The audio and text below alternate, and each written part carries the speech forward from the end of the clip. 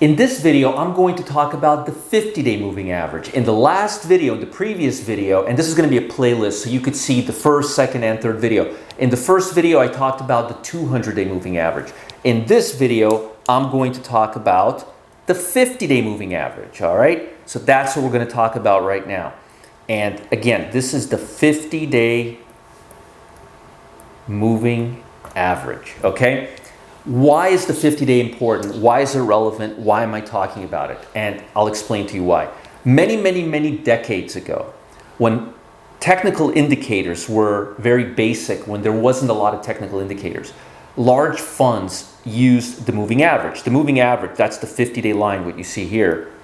It adds all the data and divides it by 50, so you have a smoothening of the price.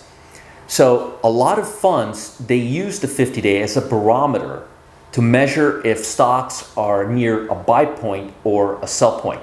The 200-day moving average is determined whether the stock or the market is bullish or bearish.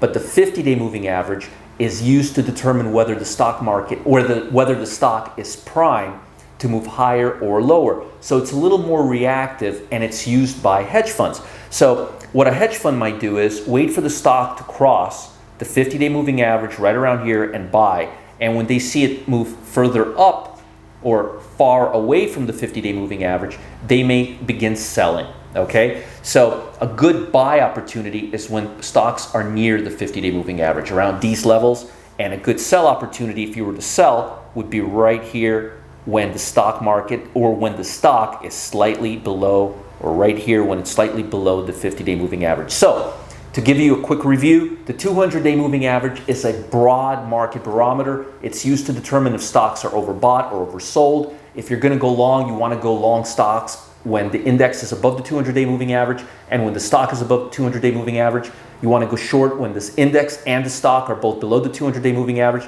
The 50-day moving average is a shorter term indicator. It's used by large institutions for market timing. You want to buy when price crosses slightly above the 50-day, like it is right here.